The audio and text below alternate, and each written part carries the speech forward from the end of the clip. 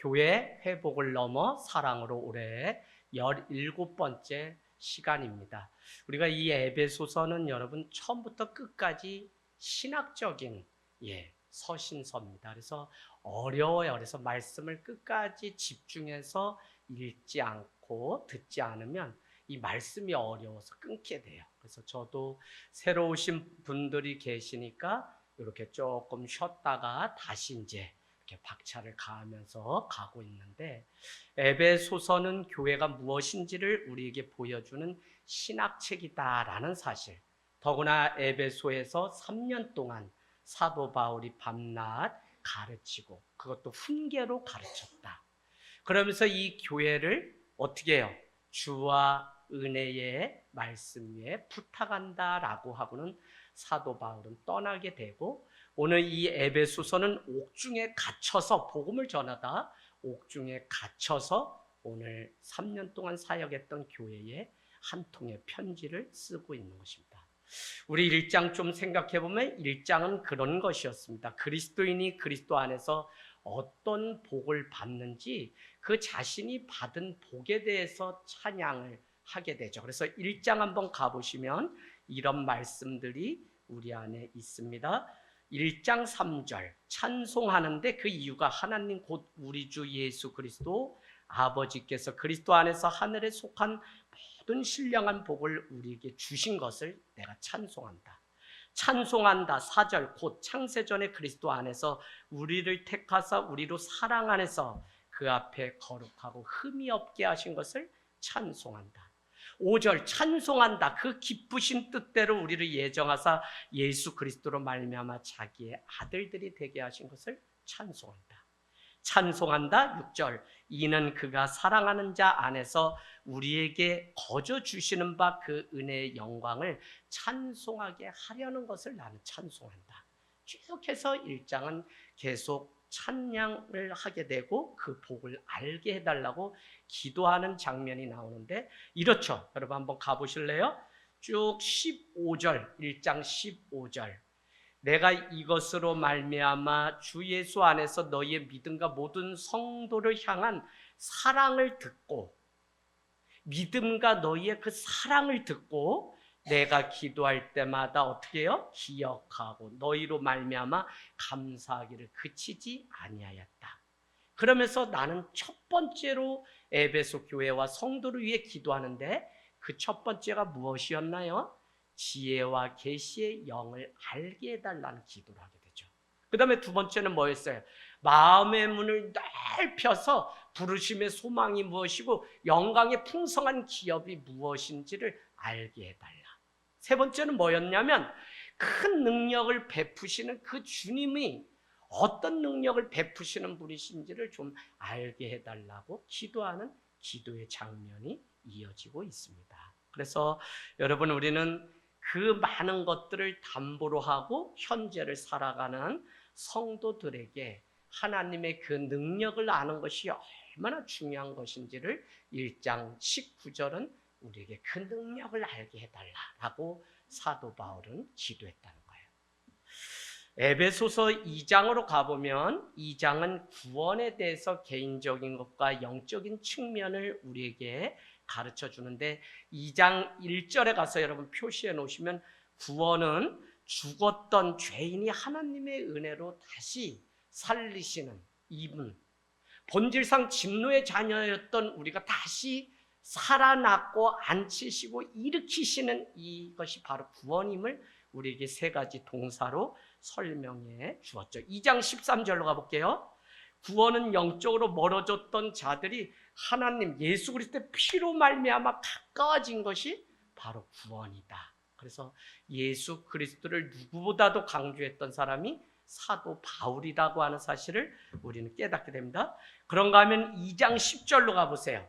우리는 그가 만드신 바인데 그리스도 예수 안에서 선한 일을 위하여 지으심을 받은 자니 이 일은 하나님이 전에 예비하사 우리로 그 가운데서 행하게 하려 하십니다. 그래서 구원을 하신 이유는 긍휼하신 하나님의 그 긍휼 때문에, 또 우리가 구원받을 수 있는 그 조건은 은혜로 말미암아, 믿음으로 말미암아. 그래서 우리에게는 자랑할 것이 전혀 없도록 주님의 은혜로만 구원을 얻는다는 이 사실을 오늘 어디에 말씀하고 있죠?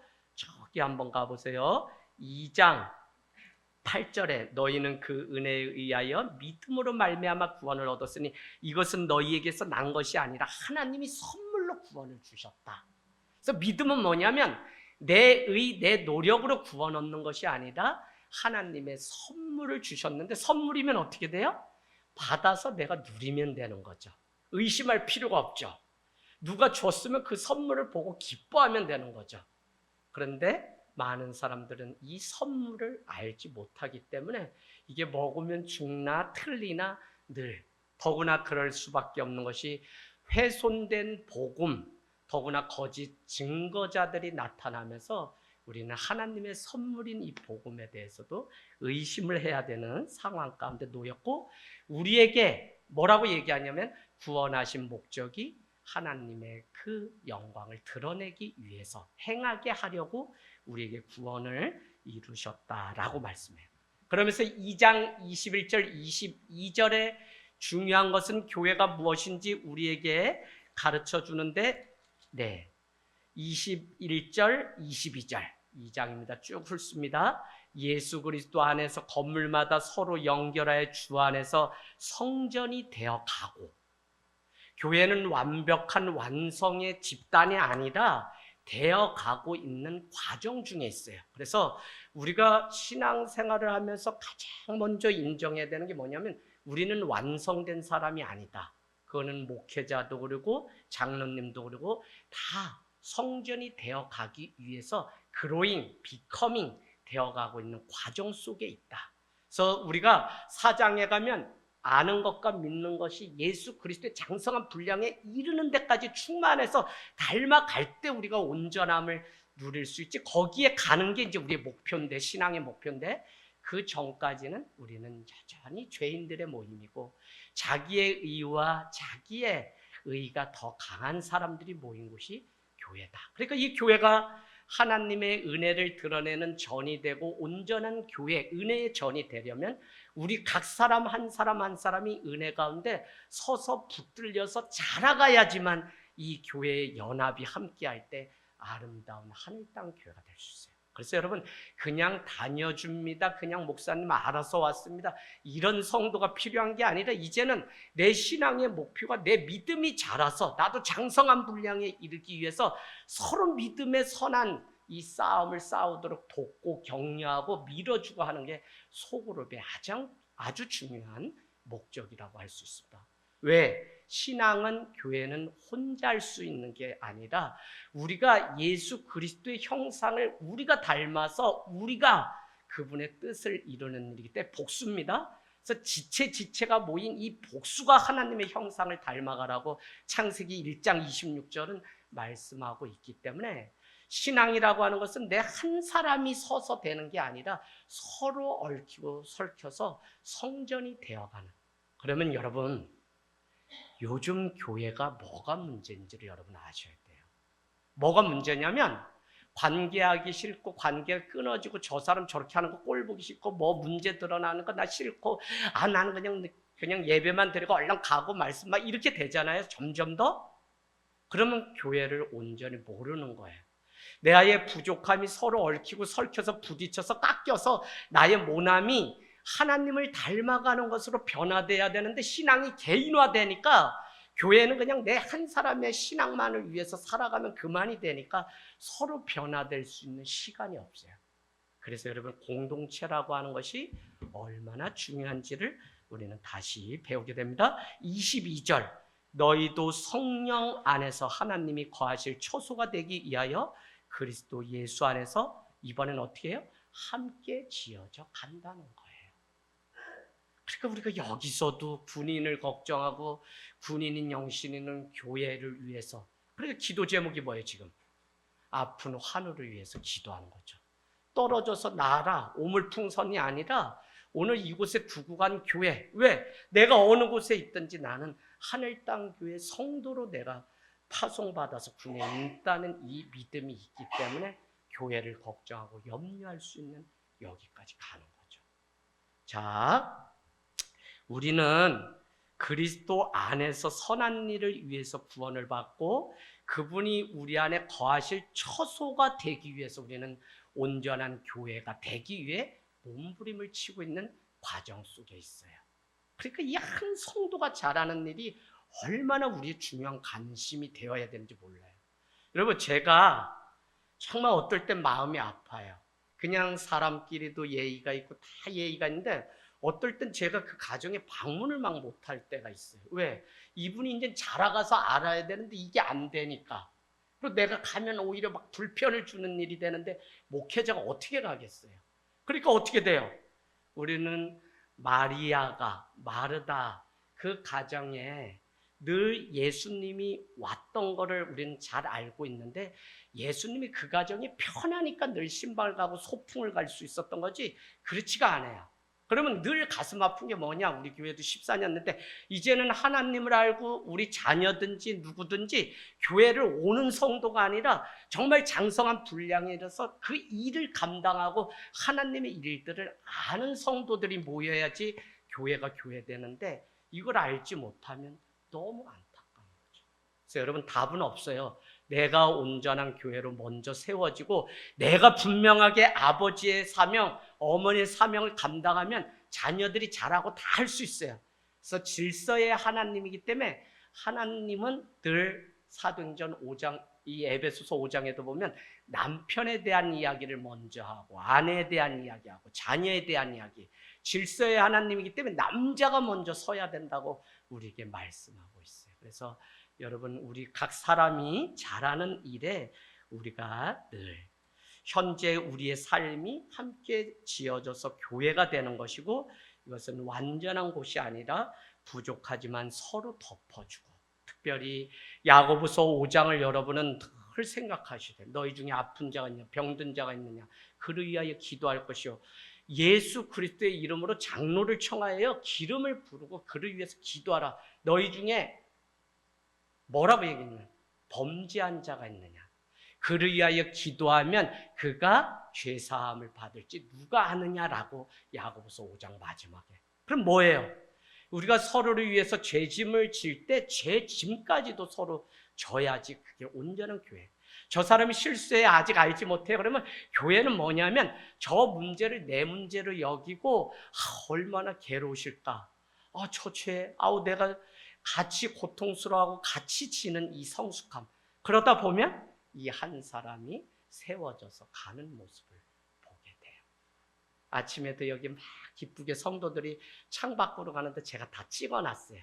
막 교회 예배 부지런히 막 와요. 또 주중에 여기 교회를 딱 와요. 제가 차 갖다 놓고 바꾸고. 그러면 늘 교회가 불이 켜져서 뒷모습을 제가 기도, 한낮에도 와서 기도하시는 성도들을 몇 분을 제가 봤는데 교회 내가 하는 게 아니라 서로 하나님을 닮아가고 지어져 가기 위해서 애쓰고 몸부림치는 이 성도들을 통해서 교회가 지어져 간다. 여러분, 월요일부터 이제 교회 공사가 또 시작돼요. 주방에 식기, 세척기가 들어와요.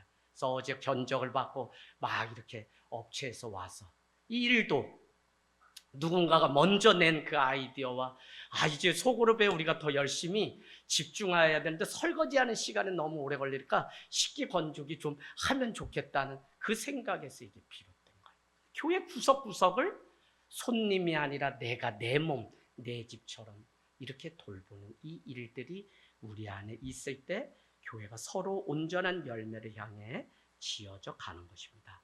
자, 6장 11절로 가세요. 6장 11절. 자, 쭉 앞으로 하겠지만 이 에베소서는 결국 교회가 왜 필요하고 교회가 무엇인지를 우리에게 6장 11절에 이렇게 가르칩니다. 너희가 능력도 받고 너희가 주의 안에서 강건해지길 나는 원하는데 6장 11절 마귀의 간계를 너희가 능히 대적하기 위해서 뭐를 하라고요? 하나님의 전신갑주를 입으라 라고 하면서 의의 구원의 투구 쭉 해서 이제 설명이 돼요.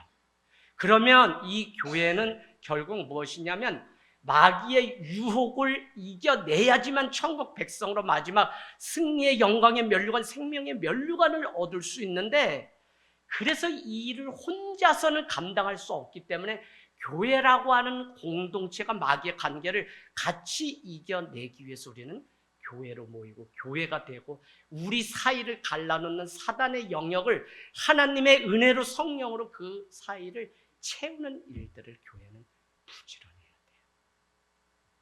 여러분, 지금 세상은 하나님의 주권이 다스리고 통치하시는 하나님의 나라인데 그 안에 사단은 자꾸 자기의 영역을 넓히기 위해서 믿는 우리를, 사도행전 20장 이미 제자된 자들을 디스톨트 어그러진 말로 끌어내려고 하는 사단이 있다고 말하는 그것이 여러분 잘 아셔야 돼요. 점점 내 신앙이 옛날 같지 않아요. 교회 중심이 아니에요. 그냥 나 먹고 사는 일이 더 바빠요. 그냥 나 대학 가고 막 이런 게 더 바빠요.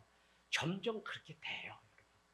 그래서 늘 말씀과 기도 가운데 우리가 깨어서 하나님 앞에, 그래서 마틴 루터는 성도는 99%를 하나님의 존재 영을 늘 기억한다면 1%는 마귀의 관계가 우리에게 있다는 것을 한시도 놓치지 말고 살아가야 된다. 내가 은혜로 충만해서 늘 살아가는데 사단은 지금도 내 옆구리에 와서 찔러서 나를 무너뜨리려고 하는 게 지금 이 예배라고요. 그래서 영과 진리를 우리가 예배하지 않으면 예배가 우리에게 은혜도 안 되고 잠자는 시간이 아무것도 의미가 없어요. 그게 뭐냐면 하나님이 아니다, 사단이 우리 가운데 그렇게 조정하는 거예요. 자, 그래서 우리는 이 일을 위해서 사람들을 보내셨는데 그들이 누구냐면 바로 성도들이다라고 하는 사실을 6장 11절은 가르쳐줘요. 그래서 우리가 서로 아군이 돼서 적을 맞서서 싸우는 일을 하는 곳이 바로 교회의 모임 이유라는 거예요. 근데 여러분, 우리가 영적인 옷, 하나님의 전신갑주를 입고 자라가지 않게 되면 아군인 우리끼리 어떻게 돼요? 우리끼리 싸우다가 마는 게 교회가 돼요. 요거 이해되시죠? 무슨 얘기인지? 교회를 세우신 것이 그리스도의 영광을 드러내고 구원을, 우리를 은혜로 긍휼로 구원해 놓았는데 그 사람들이 하나님의 양자를 삼아서 자녀까지 삼아 주셨는데 이 자녀들이 모여서 하나님의 선한 일을 해야 되는데 이 사람들이 서로 자라가지 않으면 아군인 줄 알았더니 아군 안에 적군 있고 사단 있고 막 이래서 교회는 마지막 때 분명히, 그래서 베드로전서 3장은 내가 하나님의 집을 먼저 심판함으로 인해서 믿지 않는 자가 당할 심판이 무엇인지 본을 삼겠다고 얘기해요. 얼마나 억울해요. 그렇게 예수 믿고 막 교회 다니고 내가 신앙생활 했는데 나중에 보니까 내 한 사람이 미끄러지는 그것을 통해서 이렇게 무너진다는 샘플로 나를 삼는다 그러니까 얼마나. 그 사실을 알기 때문에 사도 바울은 고린도서에 이렇게 얘기했잖아요. 내가 많은 자를 주께로 인도하고 나는 오히려 그 구원의 문에서 벗어나고 미끄러질까 늘 두려워 떤다고 자기의 구원에 대해서 한 신앙인으로서 고백해요. 제가 수련 이번 휴가를 통해서 나는 이제 잘하고 있나? 이런 거 볼 수 있는 좋은 시간이었어요. 나도 목회를 내가 평생 할 수 있는 것도 아니고 목회자라고 앞에 섰다 그래서 능한 자도 아니고 다 하나님의 은혜가 필요한데 건강한 꼴을 주기 위해서 건강한 목회자가 돼야 되는데 나는 지금 이 하늘 땅 교회를 목회하면서 나는 정작 자라가고 있나를 내 스스로도 사도 바울의 심정으로 보는 시간들을 갖는 게 휴가예요, 휴가. 그래서 휴자는 사람 인자에 나무 목자가 휴자예요. 이게 뭐냐? 그냥 나무에 기대서 하나님의 음성을 듣는 시간이 휴가예요. 막 물에 가서 막 뛰놀고 뭐 이거는 하루 정도면 되지 그냥 내가 어떻게 살아가야 될지 더 멀리 어떻게 걸어가야 될지를 깨닫는 시간이 바로 휴가예요. 그래서 이 휴자의 의미를 우리가 잘 알면 너무 좋겠습니다. 그래서 여러분 같이 싸워야 되니까 도와줄 사람이 필요하고 그 사람이 누구냐? 성도고 지체고 그 사람을 통해서 나는 일어서고 나도 그 사랑을 가지고 다른 사람을 이렇게 세우고 더구나 오늘날 이 돈의 만몬에 다 우리가 무너지는 시대에 이 돈과의 싸움 가운데 성도들 혼자가 아니라 교회가 이제는 같이 싸울 수 있는 위치에 지연아 돈이 세지 너 저녁에서 나오니까 돈 걱정 막 되니? 돈 걱정 된대요. 저 눈빛이 눈에 보니까 돈이 막 그려져 있어가지고 내가 묻는 거예요. 되지 왜 안 되겠어요? 이제 내 인생 내가 어떻게 살아가야 되는데. 그런데 여러분, 우리가 기억해야 되는 게 지연이뿐만 아니라 이 세상이 다, 그래서 누군가 월가에 해서 미국을 들었다 놨던 일이 있었죠. 그것은 금융 자본주의에 대한 하나님의 심판이었다라고 이렇게 극단적으로 말하는 사람도 있어요. 자, 항상 그래서 성도는 교회를 중심으로 같이 이겨내고 싸워가기 위해서 모이는 것인데, 이 말은 늘 삶의 중심이 교회가 되어야 거룩함을 쫓아갈 수 있고 교회로 서로 살아갈 때 하나 되어서 마귀의 유혹을 능히 이길 수 있다는 사실을 우리에게 가르쳐줘요. 그렇다면 처치리스, 오늘날 교회가 없는 시대 사는 이것이 얼마나 불행인지. 믿음도 있고 다 있다고 하지만 정작 내가 가서 내 아픔, 내 믿음의 성장을 위해 함께 기도하고 함께 울어줄 교회가 없다는 것처럼 오늘날 이 슬픈 일이 없어요. 근데 그건 사단이 계속적으로 교회를 무너뜨리고 앞에 선 목회자를 먼저 무너뜨리는 전략 가운데 우리가 있다는 사실을 알게 됩니다. 여러분, 정말 무딘 칼날로는 싸워봐야, 휘둘러봐야 힘만 들지 전혀 사단의 영역에 우리가 공격을 할 수가 없습니다. 그래서 영적 싸움의 승리를 위해서 우리가 강해져야 되고, 그 일을 위해서 하나님의 도우심을 늘 하는 것이 무엇이냐면 사도 바울은 기도였다는 거예요. 그래서 너희가 하나님을 알고 그 지혜를 알아야 되고, 마음의 눈을 열어서 그 부르심이 무엇인지 확실해야지 오늘 이 예배 드릴 수 있고요. 너희를 향하신 영광의 그 기업의 풍성함이 무엇인지 알아야 우리는 이 고난 속에서도 주님을 따라갈 수 있지, 이제는 신앙생활 어렵네, 힘드네, 뭐 하라고 자꾸 하네, 책임만 있네 이러면서 다 떠나기 때문에 교회가 점점, 그거는 여러분이 믿음이 있으시면 들으십시오. 사단이 여러분을 자꾸 편한 길로. 그래서 여러분 C.S. 루이스의 그 편지, 무슨 편지죠? 그 편지에 보면 이런 글귀가 있죠. 아무리 사단이 계속 하나님 그래도 해봐라 해서 성도를 끌어내라 해서 별 방법을 다 했는데, 방법을 쓸 때마다 성도는 더 믿음이 강해져서 안 넘어지더라는 거예요. 그래서 마지막 방법이 뭐였어요? 내일 하면 되지 했더니 성도들이 다 무너지더라는 거예요. 여러분, 오늘날 우리의 이 교회가 지금 하나님 앞에 어떤 신앙이고 내가 어떤 믿음으로 서 있는지가 왜 중요하냐면, 재림의 주님은 언제 임할지 모르는데 우리가 깨어있지 않으면 우리는 내일 하지 하다가 다 잠들어서 썩은 냄새가 쾌쾌 나는, 건물은 막 에어컨도 있고 뭐 있고 한데 다 우리는 쾌쾌 죽어서 그냥 하나님을 보는 신앙에 사람 보고 이렇게 살게 돼요. 이게 얼마나 잘못된, 왜? 신앙은 하나님 믿는 건데. 자, 그래서 우리가 믿음을 다시 한번 생각해 보면 좋겠습니다. 자, 크게 다시 나눠요. 오늘 말씀 여러분 표시해 놓으세요. 14절, 15절은 기도의 대상이 누구여야 되는지, 기도의 대상에 대해서 분명히 가르치고요. 16절에서 19절은 기도의 내용이 나와 있고요. 20절, 21절은 기도에 대한 확신, 기도의 확신, 세 부분으로 사도 바울은 오늘 3장을 나눴어요. 그래서 14장, 15절은 기도의 대상이 누구였죠? 하늘과 땅의 모든 족속에게 이름을 주신 아버지 하나님, 그분의 이름으로 기도하고 그분 앞에 무릎을 꿇고 기도한다는 거예요. 이 기도를 한다 그랬는데 엄한 거에 우리가 무릎을 꿇고 기도하면 이게 말짱 도루묵이 되는 거예요. 그래서 기도의 대상이 무엇인지 분명히 알아야 되는데, 예수님도 하늘에 계신 우리 아버지요, 제자들도 너희가 기도할 때 하늘에 계신 우리 아버지요 라고 기도하라고 우리에게 마태복음 6장 9절에 분명히 가르쳐 줍니다. 그래서 우리가 온 우주를 창조하시고 어디든지 바다 끝에 가도 거기도 계시는 그 하나님 앞에 우리가 기도하는 것이지, 기도의 대상이 그냥 우리가 중언부언하는 이유가 뭐냐면 대상이 분명하지 않고 대상에 대한 믿음이 정확하지 않기 때문에 기도하다 많은 이유는 그 기도의 대상, 그분이 가진 그 능력과 그 정체성을 우리가 자꾸 모르기 때문에.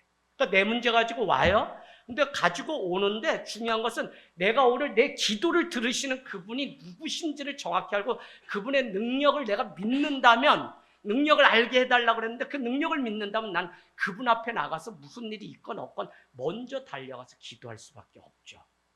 근데 그 대상이 불분명하니까 그냥 물 떠놓고 삼신할머니한테 하듯 그냥 예수님께 하는 흉내 내는 것이고, 저기 붙여 그냥 비나이다 비나이다 하던 그것 가지고 주님께도 나와서 살아가는, 엄청 중요해요 여러분.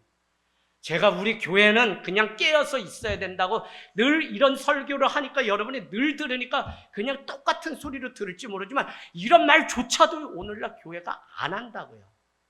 여러분 잘 먹고 잘 쉬고 가십시오. 하나님 능력이 있으십니다. 무엇이든지 구하면 하나님 다 들어주십니다. 듣기 좋은 소리 얼마든지 할 수 있어요.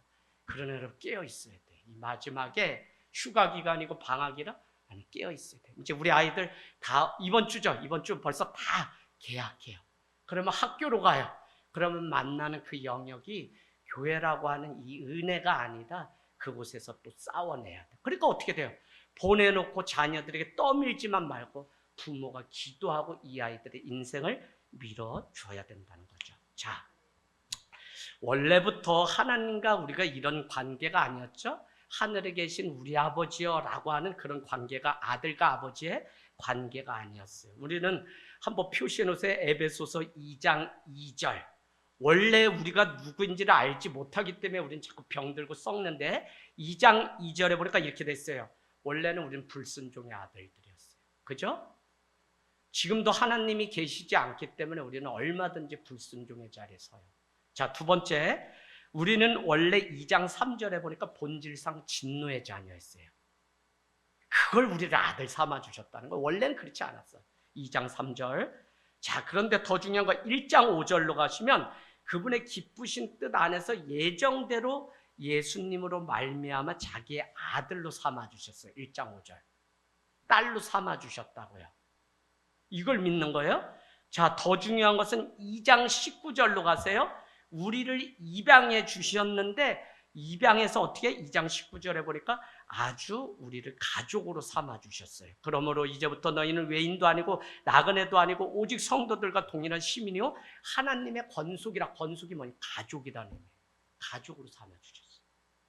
자, 그런가 하면 우리를 3장 6절에 가면 기업을 이어받을 상속자가 되게 함께 약속을 받을, 약속에 참여하는 자로 나를 불러주셨어요. 여러분 지금 내가 뭐 약속이 아무것도 없어요. 세상 말로 하면 내가 뭐 받을 상속이 하나도 없어. 나 재산도 없어. 부모가 아주 그지 중에 상그지야. 그래도 우리에게 준비된 약속, 참여하는 자로 하는 하나님의 그 권속으로 가족으로 삼아서 하늘의 영원한 나라를 우리에게 준비하고 계시다는 사실을 우리는 놓치지 말아야 돼요. 자, 그 다음에 하나님께 나아갈 때 우리는 더 이상 종이 아니라 아들로 삼아주셨어요. 그래서 3장 12절 가볼게요. 3장 12절 뭐라고 말씀하시냐? 우리가 예수 그리스도 안에서 그를 믿음으로, 예수 그리스도를 믿음으로 말미암아 담대함과 확신을 가지고 하나님께 나아감을 얻게 된 거예요. 왜? 더 이상 종이 아니라 아들로 삼아주셨기 때문에 우리는 종으로서 가는 게 아니라 담대함과 확신을 가지고 가요. 담대함과 확신은 같은 단어. 히브리서 10장 45절에 너희가 담대함을 버리지 않으면 큰 상을 얻으리라 하는데, 담대함은 뭐냐면 카피던스, 확신이라는 단어인데, 믿음이 뭐냐? 담대함이고 확신이에요. 담대함이 내가 두려워하지 않는 게 담대함이 아니에요, 여러분. 하나님이 나와 함께 하신다고 하는 그 사실을 믿는 게 그게 담대함이지, 내가 그냥 막 강한 척하면서 막 나담대하다, 이거는 다 무너질 징조예요. 담대함의 의미가 뭐 내가 막 이게 아니에요. 성경은 늘 주인이 하나님이에요. 주어가 하나님이 나와 함께 하신다는 것을 믿는 게 그게 담대함이에요. 할렐루야. 그래서 우리 이 자녀를 뱃속에 잉태하고 이 10달 기다리는 이게 고통 플러스 기대 플러스 설렘 플러스 두려움 플러스 많은 게 날마다 교차하면서 살아가요. 그래서 태중의 자녀를 품어봐야만 어른이 되는 게 그 고통을 알아야만. 근데 그때 담대함이 필요해요. 그 담대함은 내가 맘먹어야지 이래서 생기는 담대함이 아니라 그 담대함은 뭐죠? 하나님이 약속하신 것을 이루실 거야 라고 하는 하나님의 전적인 주권을 의지하는 이 담대함. 그게 확신이에요. 그런 자는 상을 주시는데 뭐라고 얘기하냐? 이렇게 말씀하고 있죠. 너희에게 오래 참아 인내해야 되는 이유는 너희가 하나님의 뜻을 행한 후에 약속하신 것을 얻기 위함이라. 히브리서 10장에 가면 다 나와요. 그래서 오늘 오래 참아야 되고, 그래서 하나님의 뜻을 이뤄야만 약속하신 것을 얻을 수 있는 게, 이게 성경 전체가 우리에게 보여주는 믿음의 삶의 초대라는 거예요. 그래서 원래는 우리가 그렇지 않았는데 아버지라고, 더구나 하늘과 땅을 모든 족속에게 주신 그 이름이 아버지인데 그 하나님 아버지의 자녀가 되게 하셨다는 그것을 우리가 믿는, 이게 얼마나 중요한지 몰라요. 제가 지난주에 이어서 더 자세히 한번 한다고 했던 거 지금 복습하는 거예요, 전체. 자, 그렇다면 기도의 내용은 16절에서 19절 쭉 가보면 무슨 내용이냐면, 어떻게 하여 주기를 구하는 거잖아요, 기도라는 게. 그러나 신자가 어떻게 해야 된다라고 하는 것인 동시에 사도 바울은 자기의 기도의 내용을 통해서 성도들이 이렇게 살아야 된다고 사실은 권면하는 부분이 기도예요. 그 내용이 뭐였어요? 첫 번째는 뭐로 말미암아? 성령으로 말미암아. 어디 나와요? 16절. 그 영광의 풍성함을 따라 성령으로 말미암아 너희 속사람이 강건케 되기를 나는 기도한다. 다시 기도하는 거예요. 겉사람이 아닙니다. 속사람입니다. 속사람이. 겉사람은 여러분 때가 되면 다, 겉사람 의지하다가 나중에 울지 마세요. 겉사람인 어머니의 사랑도 영원할 것 같지만 그도 흙으로 돌아가면 그 사랑이 거기서 끝나기 때문에 영원한 사랑은 하나님의 사랑 외에는 없는 거예요. 그래서 우리가 속사람의 이 하나님의 사랑을 가지고 사는 이게 너무 중요해요. 할렐루야?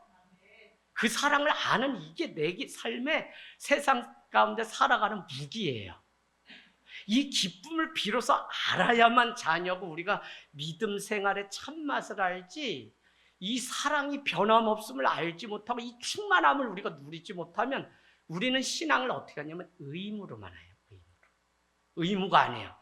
풍성한 이 사랑이 내 안에 넘치기 때문에, 이것을 맛보아 알기 때문에, 맛보아 알기 때문에 우리가 이 하나님 창조주 앞에 나와서 기도하고 예배하는 것이지, 이게 안 되면 늘 그냥 오다 가다 하다 마는 거예요.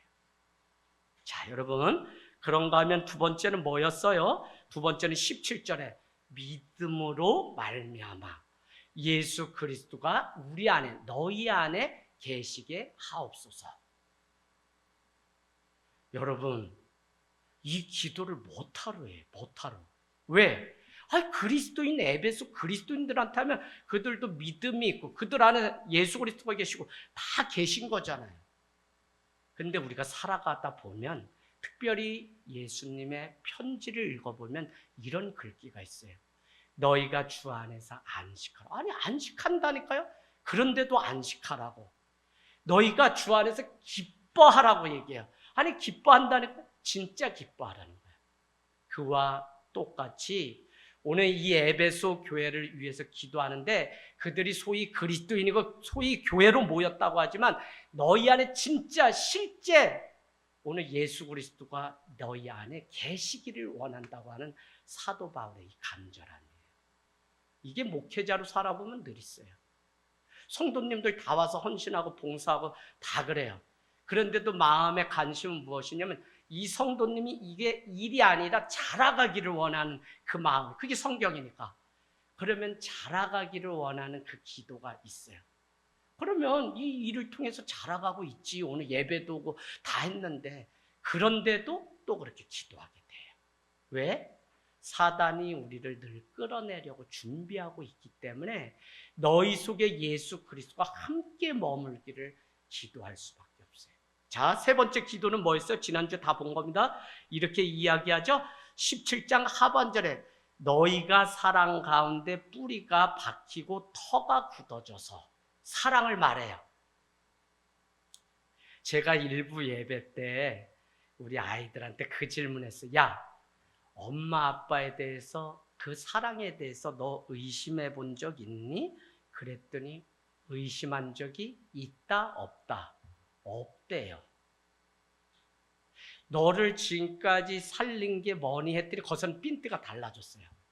자기의 만족감 때문에 자기 여기까지 살았대. 그래도 저는 그 말도 맞다 이러고서 얘기하는 거예요. 그 말도 맞다. 그런데 야, 그거 17절 하반절 우리 읽은 거 다시 한 번만 참고해 줄래? 막 얘기하면서 막 해요. 일부가 얼마나 우리 뜨거운지 몰라요. 재밌다니까. 막 2명 앉고 3명 앉아도 몇천 명 놓고 막 하다 보면 막 알려주고 싶고 막 어떻게든지 마음의 문을 열어주고 싶을까 막 싸우면서 하는 거예요. 그러면서 내가 너가 지금까지 살아오고 너 인생의 터가 뭐냐면 부모님의 사랑인데 성경은 그 사랑이 하나님의 그 사랑 때문에 너가 견고히 뿌리를 받고 그 터 위에 너가 인생을 건축하게 되었다고 말하는 거야. 그래서 너가 오늘 너의 삶을 살게 된 건 전적으로 사랑이야, 사랑. 그래서 너 청년아, 너 배우자 결혼할 거 안 할 거야? 또 여기서 눈이 동공이 멈춰요? 해, 가정이 축복이야. 이러면서 설득하면서 그래서 한다 안 한다 뭐 반반 밋밋한데 해라 하고선 배우자 선택할 때 다른 거 보지 마라. 예수 그리스도의 사랑을 알고 그 터 위에 인생이 서 있는 사람을 만나야만 너가 행복한 삶을 살지, 그렇지 않으면 아무나 만나게 되면 너가 그 훈련을 대신 받으면서 눈물을 흘린다. 그래서 아무나 하면 안 되고 정말 믿음 안에서도 그 사랑을 맛보아는데 그 사랑이 뭐냐? 오늘 뭐라고 얘기해요? 18절에 능히 모든 성도와 함께 지식에 넘치는 그리스도의 사랑을 이번에 또 알라 그러고 그 사랑의 너비와 19절 길이와 높이와 깊이가 어떠한지 깨달은 자를 내가 만나라고 그렇게 얘기했어요. 그리고 이게 사도 바울의 다 전적인 기도예요. 기도. 사랑을 우리가 진짜 이게 뭐 이런 얘기 해도 되나 모르겠다. 이거 남녀가 만나다 헤어지고 발로 차이고 헤어지고 이래야지 어떻게 그 처음 만난 사람하고 딱 결혼해가지고 이렇게 살았어요. 아니, 그런 가정 우리 교회도 있고 다 있는데 그래도 이별의 그 눈물을 좀 알아야지 사랑이 뭔지를 알지. 그걸 모르면은 그 사랑이 전부인 줄 알고 갔다가 지금 쏘갔다는 얼굴이 여럿 있잖아요. 그렇게 돼. 무슨 얘기냐면 사랑도 그 넓이, 깊이, 높이, 길이를 느끼는 게 다 달라요. 예수 그리스도의 그 사랑을 깊이를 조금 발만 담근 사람도 있고 그 사랑의 깊이가 너무 깊어서 모든 것을 이제는 용서까지 할 수 있는 사랑의 깊이. 사랑의 넓이가 얼마나 대단하면 로마서에는 누가 예수 그리스도의 사랑 안에서 칼이나 활이나 기근이나 적신이나 두려움이나 그 어떤 것도 끊을 수 없다고 했던 그 사랑의 깊이를 맛본 사람 죽음도 두려워하지 않아요. 할렐루야. 그래서 여러분 사랑에도 깊이, 높이, 넓이가, 길이가 다 다른 거예요. 그거를 오늘 사도 바울은 알라고 사랑에 대해서만 쭉 설명을 오늘 우리에게 해주고 있어요. 자, 그런데 그럴 수 있는 게 뭐냐면요, 20절이에요. 지금까지 믿음, 소망, 사랑 다 얘기했는데 20절에 우리 가운데 역사하시는 능력대로 우리가 구하거나 생각하는 모든 것에 더 넘치도록 능히 하실 이가 하나님이고 우리의 아버지이기 때문에 우리는 할 수 있다는 거예요.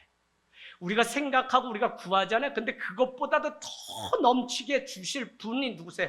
하나님이잖아요. 예수 그리스도.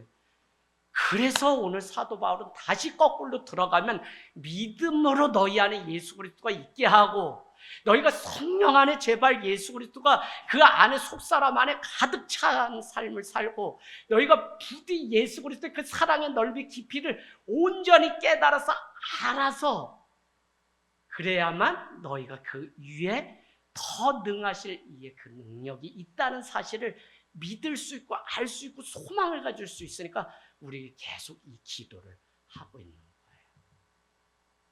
여러분 참 오늘 이 말씀 얼마나 단지 휴가지에서 또 휴대폰 꺼내놓고 또 보고 또 봐도 너무 달아요. 너무 달아요. 그냥 말씀 그냥 전하라 하면 이 말씀 나의 그냥 18번 말씀처럼 제가 삼고 싶을 정도로 짜면 너무 다음 주에 은혜 되면 또 한 번 더 할 수도 있어요. 이 말씀이 깊이가 이게 너무 사랑이. 우리 안에 상처가 있어요. 사람들마다 회복돼야 될 게 있어요. 그래서 다른 많은 방법을 찾아요. 먹어도 보고 친구도 만나고 많은 방법 찾아요. 그런데 결국은 그 흔적 덩어리 트라우마는 우리 안에 여전히 남아있어요. 그런데 예수 그리스도의 이 사랑을 진짜 온전히 경험하게 되면 이 상처를 겪은 사람을 자기가 용서뿐만 아니라 품게 되고 그의 인생이 걸어갈 수 있도록 돕는 이게 뭐냐면 바로 교회. 저는 그래서 우리 교회가 저도 그냥 눈물 없이 이제 딱 하면은 이렇게 하고 딱 움직이고 이런 교회면 좋지. 집사님 그런 교회면 좋아요? 문제 없고 맨날 모이면 웃기만 하는 교회 좋아요? 좋지. 근데 하나님의 이 교회를 향한 신비한 방법은 뭐냐면 저 사람 살려는 왜 옆에 사람이 또 아프다고 병원 가고 저 사람 살려서 이제 기적입니다.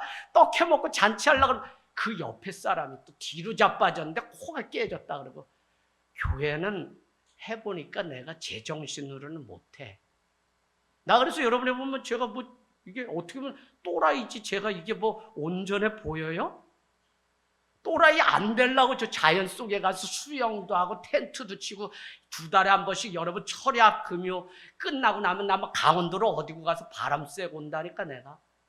그러면 앞만 보고 막 성도들에게 매여 있다가 뭘 딱 보냐면 집에 그저 새소리죠. 텐트 밖에서 들어오는 빛을 보고 또 봄을 알리는 이 민들레 꽃 펴서 이 내 발밑에 내가 밟고 있어 민들레 꽃을. 여기에 아름다운 행복의 향기가 있는데 이걸 모르고 자꾸 파랑새를 쫓는 거죠. 그래서 여러분 여행은 우리 잘하게 해요.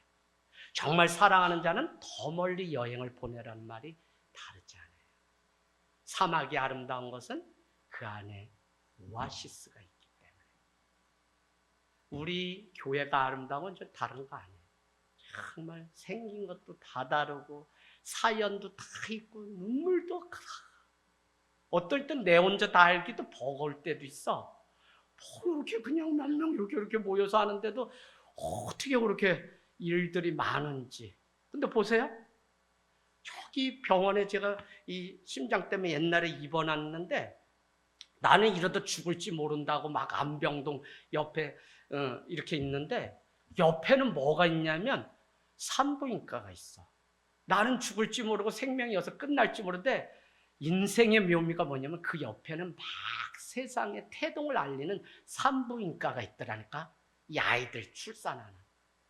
이게 우리 인생이야. 죽음과 삶이 같이 늘 가요. 그래서 늘 겸손해야 되고 늘 깨어있어야 돼요. 늘. 그래서 여러분 늘 우리는 뭘 의지하냐면 내가 구하고 생각하는 것보다 더 능하신 더 많은 것으로 채워주실 분이 나의 아버지시고 그분 내 안에 거하고 그분이 내 속사람을 감감케 하고 그분의 사랑을 진짜 맛보면 얘 모든 것을 고치고 이기는 게 바로 사랑이에요. 그 휴가를 통해서 내가 참 많은 사랑을 받구나. 여기저기 또 연락 오고 막 그러죠. 후배들도 챙겨줄 일도 있고 하다가 어렵다 그러고.